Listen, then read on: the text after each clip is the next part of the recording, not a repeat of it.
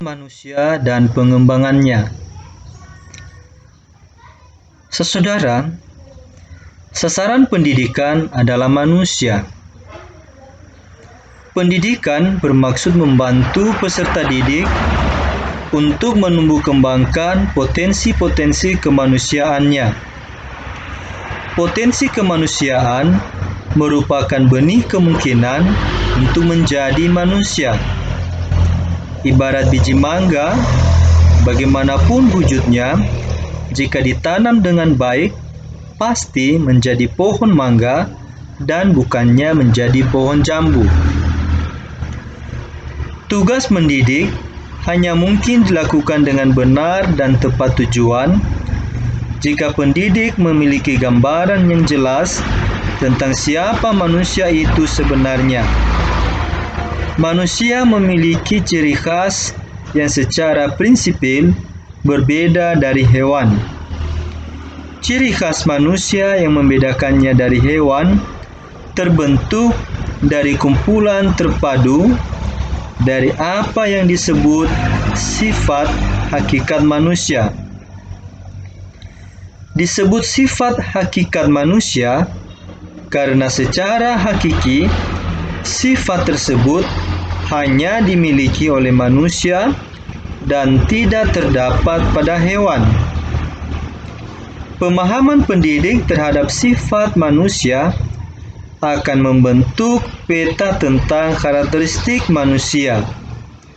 Peta ini akan menjadi landasan serta memberikan acuan baginya dalam bersikap, menyusun strategi, metode, dan teknik, serta memilih pendekatan dan orientasi dalam merancang dan melaksanakan komunikasi transaksional di dalam interaksi edukatif. Dengan kata lain, dengan menggunakan peta tersebut sebagai acuan, seorang pendidik tidak mudah terkecoh ke dalam bentuk-bentuk transaksional yang patologis dan berakibat merugikan subjek didik. Alasan kedua, mengapa gambaran yang benar dan jelas tentang manusia itu perlu dimiliki oleh pendidik adalah karena adanya perkembangan sains dan teknologi yang sangat pesat dewasa ini, lebih-lebih pada masa mendatang. Memang banyak manfaat yang dapat diraih bagi kehidupan manusia darinya. Namun di sisi lain, tidak dapat dielakkan akan adanya dampak negatif yang terkadang tanpa disadari sangat merugikan, bahkan mengancam keutuhan eksistensi manusia, seperti ditemukannya bom kimia dan bakteri, video, dan DBS, Direct Broadcasting System, rekayasa genetika, dan lain-lain yang digunakan secara tidak bertanggung jawab. Oleh karena itu, adalah sangat strategis jika pembahasan tentang hakikat manusia ditempatkan pada bagian pertama dari seluruh pengkajian tentang pendidikan, dengan harapan menjadi titik tolak bagi harapan selanjutnya.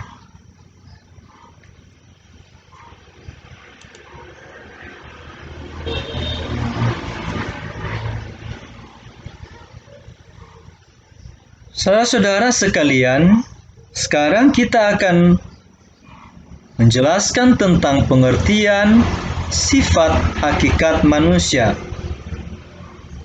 Sifat hakikat manusia diartikan sebagai ciri-ciri karakteristik yang secara prinsipil, jadi bukan hanya gradual, membedakan manusia dari hewan.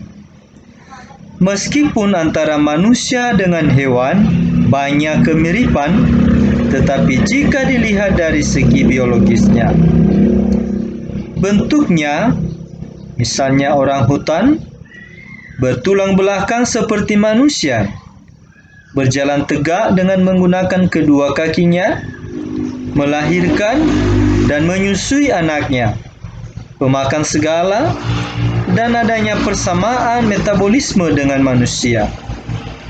Bahkan, beberapa filosofi seperti Socrates menamakan manusia itu zoopolitikon atau hewan yang bermasyarakat. Sementara Max Scheler menggambarkan manusia sebagai Das Kranketier atau hewan yang sakit, yang selalu gelisah dan bermasalah. Kenyataan dan pernyataan tersebut dapat menimbulkan kesan yang keliru, mengira bahwa hewan dan manusia itu hanya berbeda secara gradual, yaitu suatu perbedaan yang dengan melalui rekayasa dapat dibuat menjadi sama keadaannya. Misalnya air, karena perubahan temperatur lalu menjadi es batu. Seolah-olah dengan kemahiran rekayasa pendidikan, orang utan dapat dijadikan manusia. Upaya manusia untuk mendapatkan keterangan bahwa hewan tidak identik dengan manusia telah ditemukan. Charles Darwin dengan teori evolusinya telah berjuang untuk menemukan bahwa manusia berasal dari primat atau kera, tetapi ternyata gagal.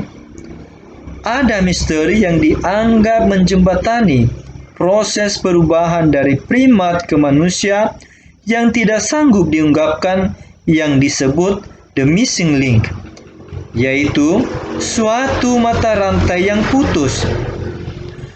Ada suatu proses antara yang tidak dapat dijelaskan. Jelasnya, tidak ditemukan bukti-bukti yang menunjukkan bahwa manusia muncul sebagai bentuk ubah dari primat atau kera melalui proses evolusi yang gradual.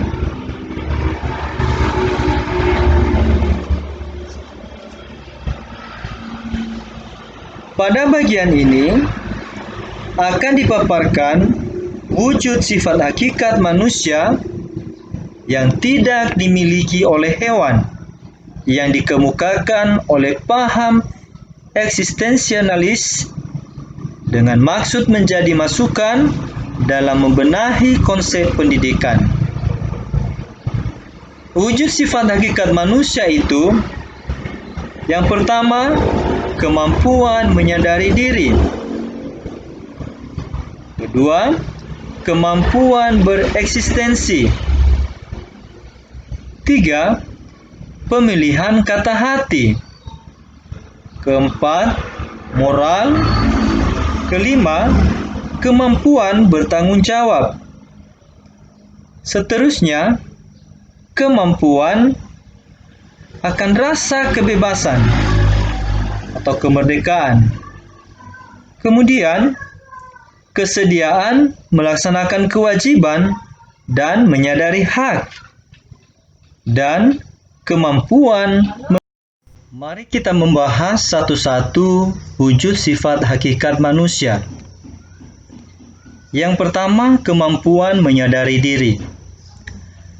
Kaum rasionalis menunjuk kunci perbedaan manusia dengan hewan pada adanya kemampuan menyadari diri yang dimiliki oleh manusia. Berkat adanya kemampuan menyadari diri yang dimiliki oleh manusia, maka manusia menyadari bahwa dirinya memiliki ciri khas atau karakteristik diri. Hal ini menyebabkan manusia dapat membedakan dirinya dengan aku-aku yang lain, misalnya ia, mereka, dan sebagainya, dan dengan non-aku, misalnya lingkungan fisik di sekitarnya. Bahkan bukan hanya membedakan, lebih dari itu, manusia dapat membuat jarak dengan lingkungannya, baik yang berupa pribadi maupun non-pribadi atau benda. Orang lain merupakan pribadi-pribadi di sekitarnya. Adapun pohon batu, cuaca, dan sebagainya merupakan lingkungan non-pribadi. Kemampuan membuat jarak dengan lingkungannya berarah ganda, yaitu arah keluar dan ke dalam. Dengan arah keluar, aku mengundang dan menjadikan lingkungan sebagai objek. Selanjutnya, aku memanipulasi ke dalam lingkungan untuk memenuhi kebutuhannya.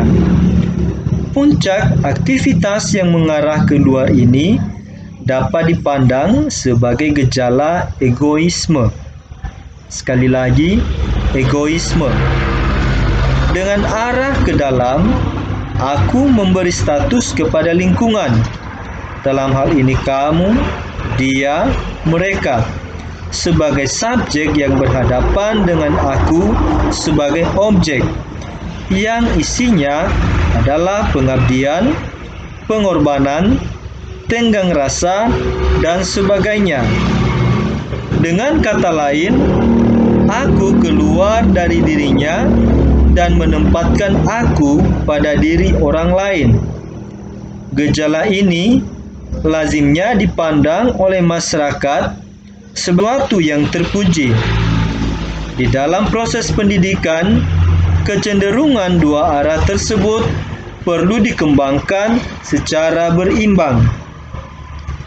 Pengembangan arah keluar merupakan pembinaan aspek sosial, sedangkan pengembangan arah ke dalam berarti pembinaan aspek individualitas manusia. Yang lebih istimewa adalah bahwa manusia dikaruniai kemampuan untuk membuat jarak diri dengan akunya sendiri. Sungguh merupakan suatu anugerah yang luar biasa yang menempatkan posisi manusia sebagai makhluk yang memiliki potensi untuk menyempurnakan diri. Aku seolah-olah keluar dari dirinya dengan berperan sebagai subjek, kemudian memandang dirinya sendiri sebagai objek untuk melihat kelebihan-kelebihan yang dimiliki serta kekurangan-kekurangan yang terdapat pada dirinya. Pada saat demikian, seorang aku dapat berperan ganda sebagai subjek dan sekaligus sebagai objek. Suatu aktivitas yang tidak mudah untuk dilakukan.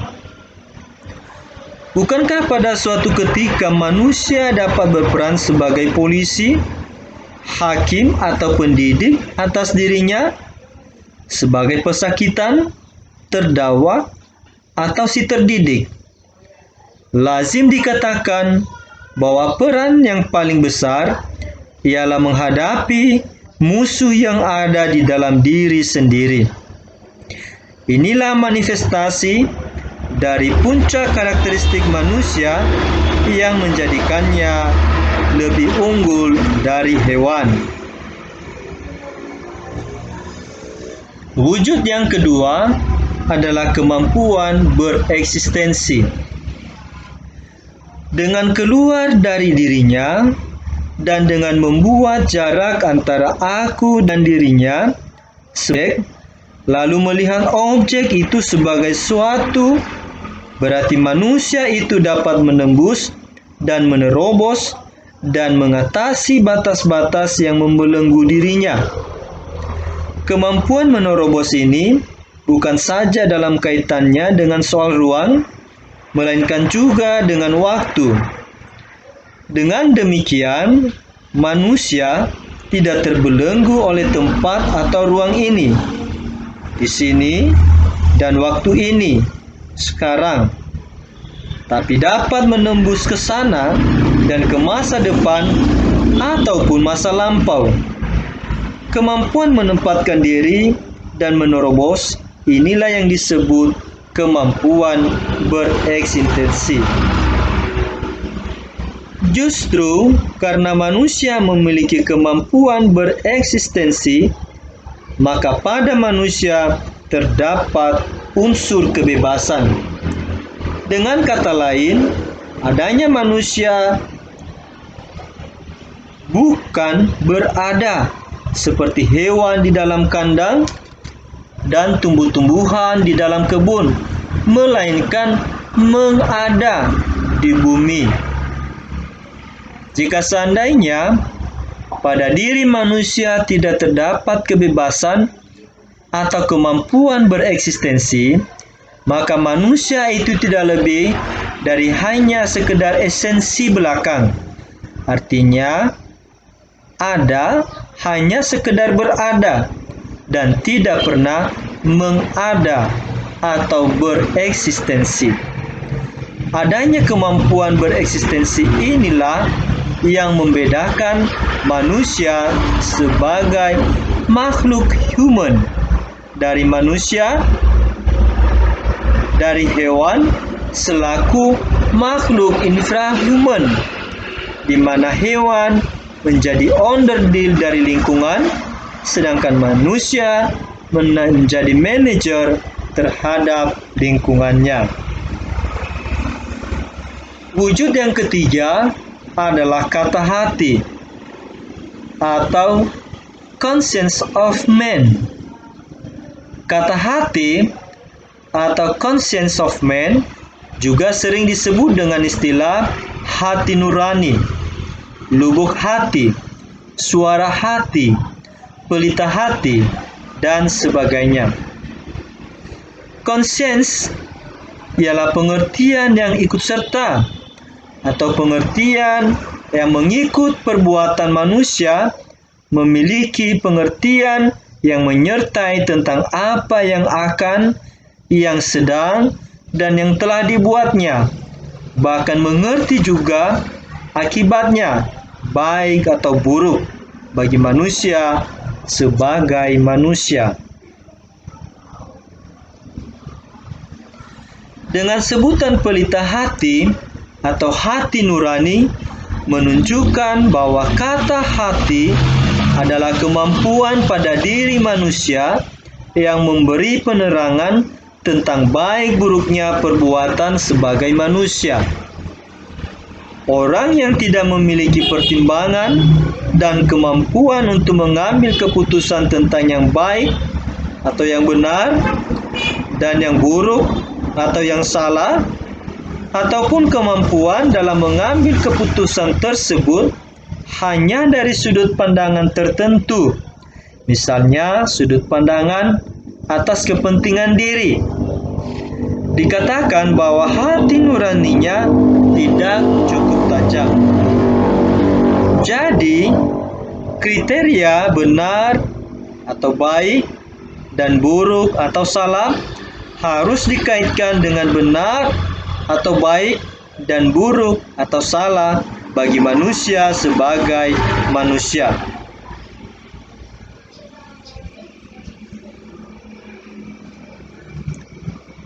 Wujud sifat manusia berikutnya adalah moral. Moral. Jika kata hati diartikan sebagai bentuk pengertian yang menyertai perbuatan, maka yang dimaksud dengan moral atau sering disebut dengan etika adalah perbuatan itu sendiri. Di sini tampak bahwa manusia masih ada jarak antara kata hati dengan moral. Artinya, seseorang yang telah memiliki kata hati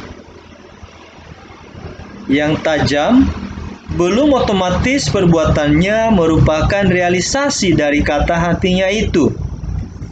Untuk menjembatani jarak yang mengendarai keduanya, masih ada aspek yang diperlukan, yaitu kemauan. Bukankah banyak orang yang memiliki kecerdasan akal budi,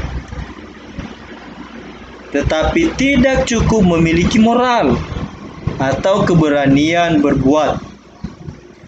Itulah sebabnya, maka pendidikan moral juga sering disebut pendidikan kemauan, yang oleh M. James Langerfield dinamakan the operating Amscase will. Tentu saja yang dimaksud adalah kemauan yang sesuai dengan tuntutan kodrat manusia.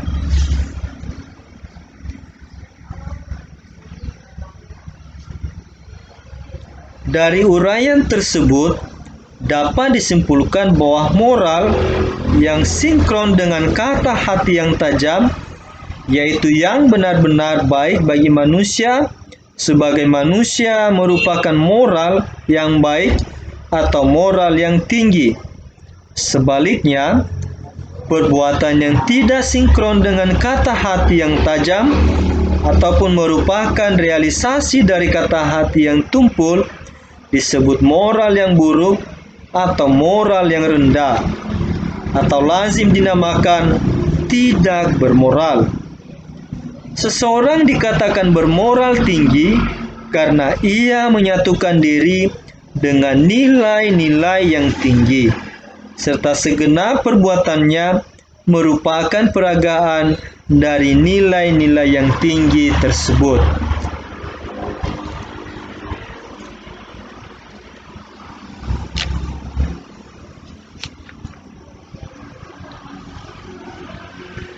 Berikutnya adalah tanggung jawab. Kesediaan untuk menanggung segenap akibat dari perbuatan yang menuntut jawab merupakan pertanda dari sifat orang yang bertanggung jawab.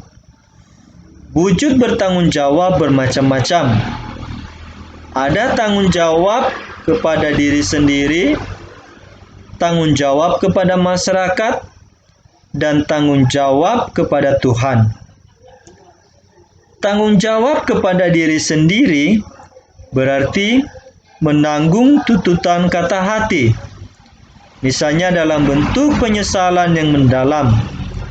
Bertanggung jawab kepada masyarakat berarti menanggung tuntutan norma-norma sosial. Bentuk tuntutan berupa sanksi-sanksi sosial seperti cemoohan masyarakat, hukuman penjara, dan lain-lain. Bertanggung jawab kepada Tuhan berarti menanggung tuntutan norma-norma agama, misalnya perasaan berdosa dan terkutuk.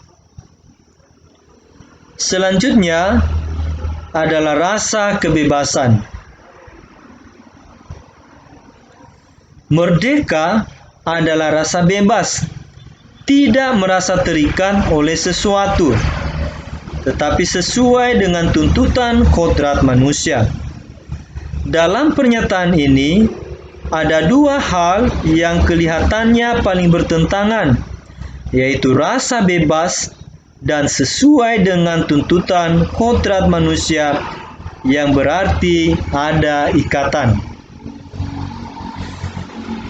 Kemerdekaan dalam arti yang sebenarnya memang berlangsung dalam keterikatan. Artinya, bebas berbuat sepanjang tidak bertentangan dengan tuntutan kodrat manusia. Orang hanya mungkin merasakan adanya kebebasan batin apabila ikatan-ikatan yang ada telah menyatu dengan dirinya dan menjiwai segenap perbuatannya. Dengan kata lain, ikatan luar yang membelenggu telah berubah menjadi ikatan dalam yang menggerakkan. Pernyataan tersebut menunjukkan bahwa merdeka tidak sama dengan berbuat bebas tanpa ikatan.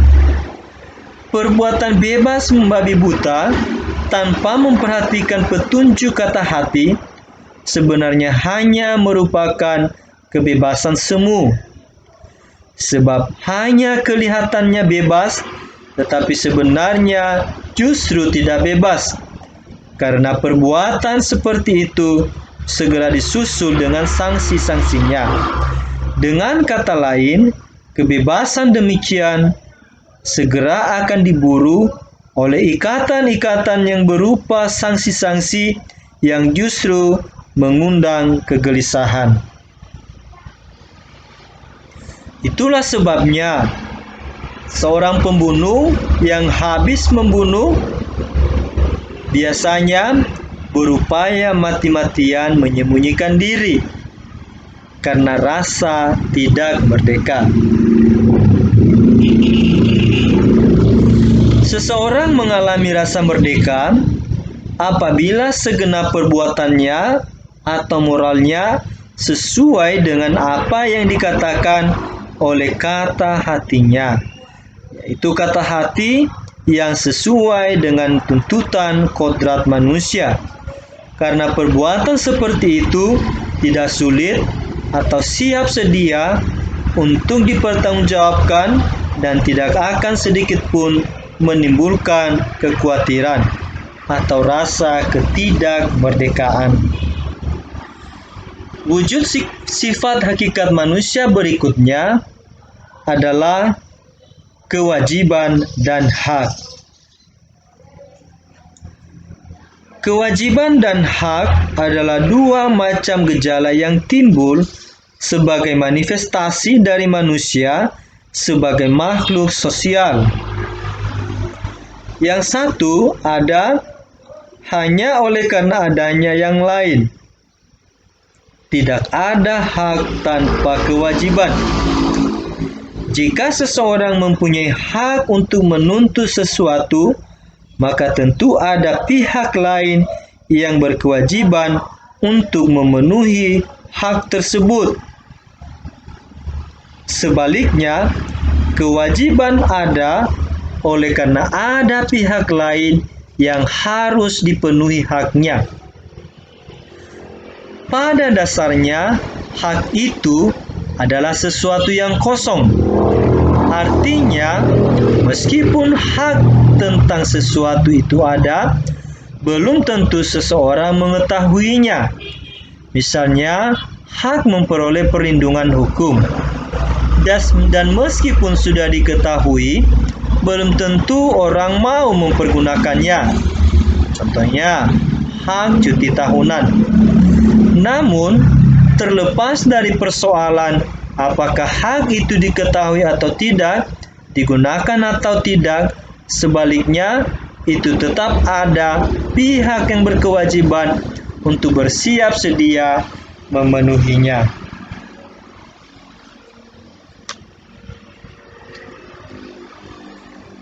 Yang terakhir adalah kemampuan menghayati kebahagiaan.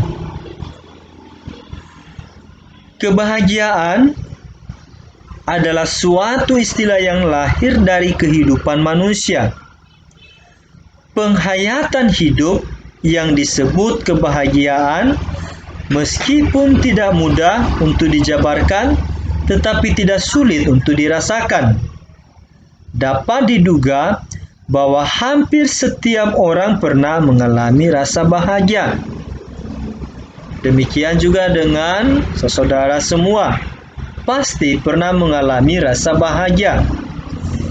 Untuk menjabarkan arti istilah kebahagiaan sehingga cukup jelas dipahami serta memuaskan semua pihak, sesungguhnya tidaklah mudah.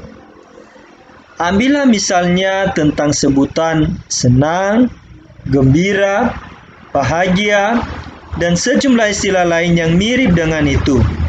Sebagian orang mungkin menganggap seseorang yang sedang mengalami rasa senang atau gembira itulah sedang mengalami kebahagiaan.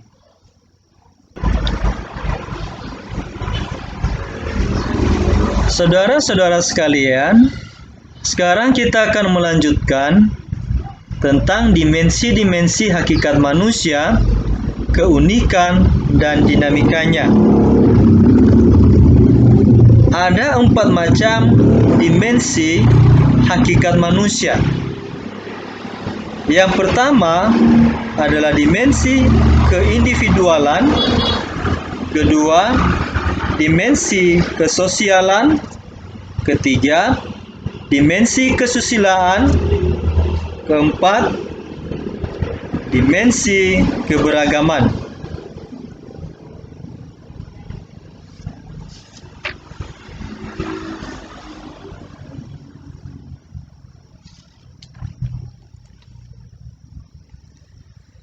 Kesanggupan untuk memiliki tanggung jawab sendiri merupakan ciri yang sangat esensial dari adanya individualitas pada diri manusia. M.J. Langevin mengatakan bahwa setiap anak memiliki dorongan untuk mandiri yang sangat kuat, meskipun di sini atau di sisi lain pada anak tersebut terdapat rasa tidak berdaya sehingga memerlukan pihak lain atau pendidik yang dapat dijadikan tempat bergantung untuk memberi perlindungan dan bimbingan.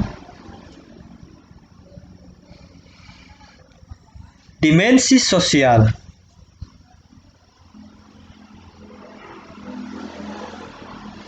Setiap bayi yang lahir dikaruniai potensi sosialitas.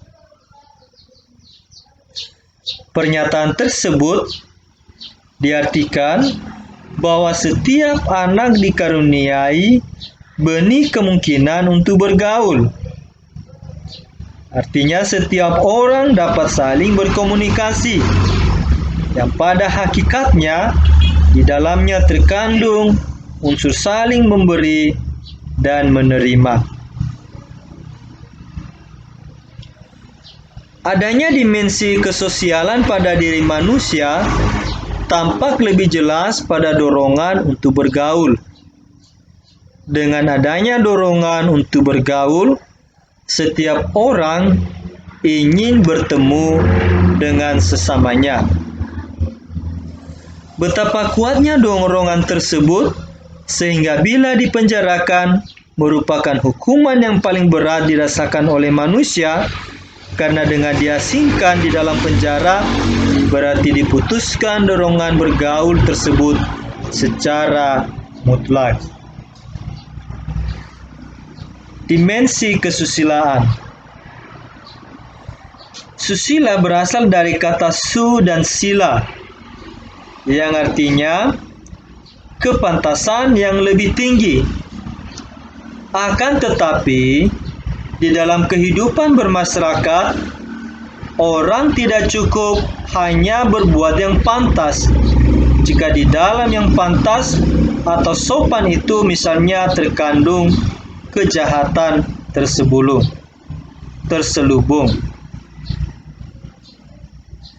Karena itu, maka pengertian susila berkembang sehingga memiliki perluasan arti menjadi kebaikan yang lebih. Dalam bahasa ilmiah, sering digunakan dua macam istilah yang mempunyai konotasi berbeda, yaitu etiket, yaitu persoalan kepantasan dan kesopanan, dan etika atau persoalan kebaikan. Kedua hal tersebut biasanya dikaitkan dengan persoalan hak dan kewajiban. Orang yang berbuat jahat berarti melanggar hak orang lain dan dikatakan tidak beretika atau tidak bermoral. Sedangkan tidak sopan diartikan sebagai tidak beretiket. Jika etika dilanggar, ada orang lain yang merasa dirugikan. Sedangkan pelanggaran etiket hanya mengakibatkan ketidaksenangan orang lain.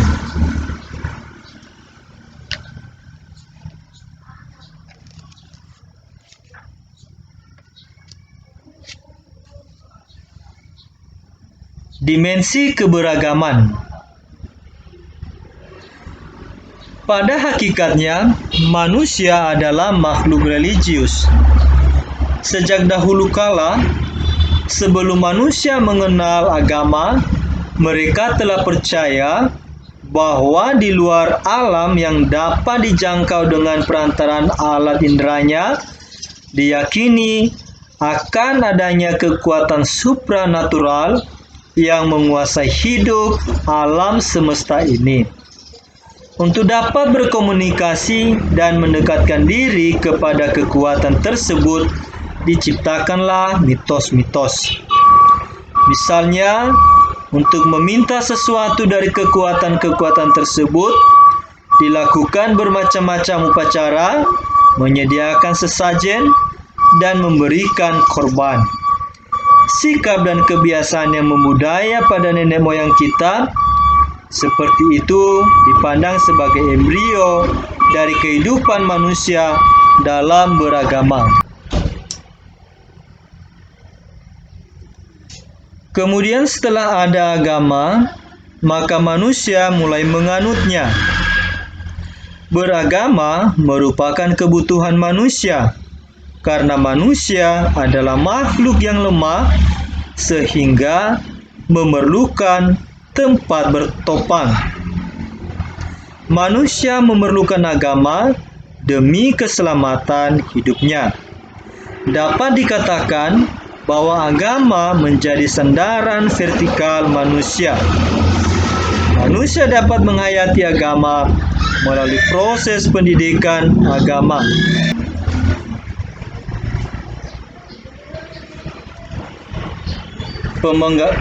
Pengembangan atau proses pendidikan dimensi hakikat manusia.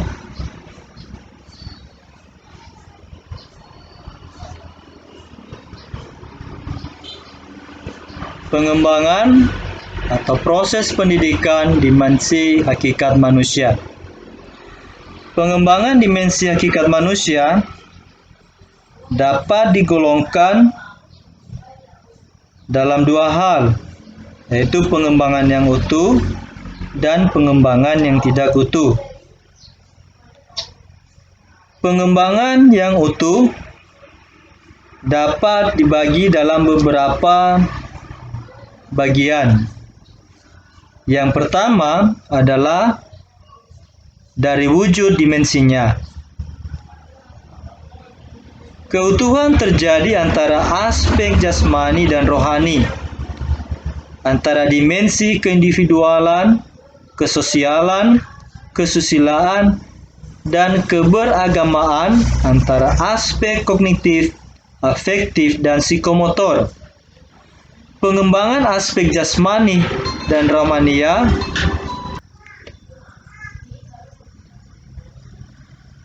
pengembangan atau proses pendidikan dimensi hakikat manusia.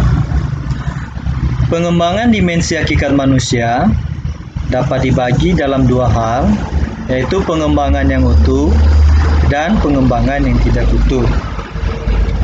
Dilihat dari pengembangan yang utuh, wujud daripada pengembangan hakikat manusia dapat dilihat dari wujud dimensinya dan dari arah pengembangannya. Kalau dari wujud dimensinya, dijelaskan bahwa keutuhan terjadi antara aspek jasmani dan rohani, antara dimensi keindividualan, kesosialan, kesusilaan, dan keberagamaan, antara aspek kognitif, afektif, dan psikomotor. Pengembangan aspek jasmani dan rohania dikatakan utuh jika keduanya menjadi pelayanan yang secara seimbang. Meskipun diakui bahwa nilai manusia akhirnya ditentukan oleh kualitas berkembangnya aspek rohanianya seperti pandai, berwawasan luas, berpendirian teguh, bertenggang rasa, dinamis, kreatif, terlalu memandang bagaimana kondisi fisiknya, namun demi keutuhan pengembangan, aspek fisik tidak boleh diabaikan. Karena gangguan fisik dapat berdampak pada kesempurnaan perkembangan rohania. Pengembangan dimensi keindividualan, kesosialan, kesusilaan, dan keberagamaan dikatakan utuh jika semua dimensi tersebut mendapat layanan yang baik, tidak terjadi pengabaian terhadap satu dan yang lainnya. Dalam hal ini, pengembangan dimensi keberagamaan menjadi tumpuan dari tiga dimensi yang disebut terdahulu. Sementara pengembangan domain kognitif, afektif, dan psikomotor dikatakan utuh jika ketiga-tiganya mendapat pelayanan yang berimbang. Pengutamaan domain kognitif dengan mengabaikan pengembangan domain afektif misalnya, seperti yang terjadi pada kebanyakan sistem persekolahan dewasa ini, hanya akan menciptakan orang-orang pintar yang tidak berwatak. Wujud yang kedua dilihat dari arah pengembangannya. Keutuhan pengembangan dimensi hakikat manusia dapat diarahkan kepada pengembangan dimensi keindividualan, kesusilaan, dan keberagamaan secara terpadu. Keempat dimensi tersebut tidak dapat dipisahkan satu sama lain. Jika dianalisis satu persatu gambarannya sebagai berikut. Pengembangan yang sehat terhadap dimensi keindividualan memberi peluang kepada seseorang untuk mengadakan eksplorasi terhadap potensi-potensi yang ada pada dirinya, baik kelebihannya maupun kekurangannya. Segi positif yang ada ditingkatkan dan yang negatif dihambat. Pengembangan yang berarah konsentris ini bermakna memperbaiki diri atau meningkatkan martabat aku yang sekaligus juga membuka jalan ke arah bertemunya suatu pribadi dengan pribadi yang lain secara selaras tanpa mengganggu otonomi masing-masing. Pengembangan dimensi hakikat manusia yang kedua adalah pengembangan yang tidak utuh. Pengembangan yang tidak utuh terhadap dimensi hakikat manusia akan terjadi di dalam proses pengembangan jika ada unsur dimensi hakikat manusia yang terabaikan untuk ditangani. Misalnya, dimensi kesosialan didominasi oleh pengembangan dimensi keindividualan, ataupun domain afektif didominasi oleh pengembangan domain kognitif. Demikian pula, secara vertikal, ada domain tingkah laku yang terabaikan penanganannya. Pengembangan yang tidak utuh berakibat terbentuknya kepribadian yang pincang dan tidak mantap. Pengembangannya semacam ini merupakan pengembangan yang patologis. Demikianlah materi kita untuk kesempatan ini. Terima kasih.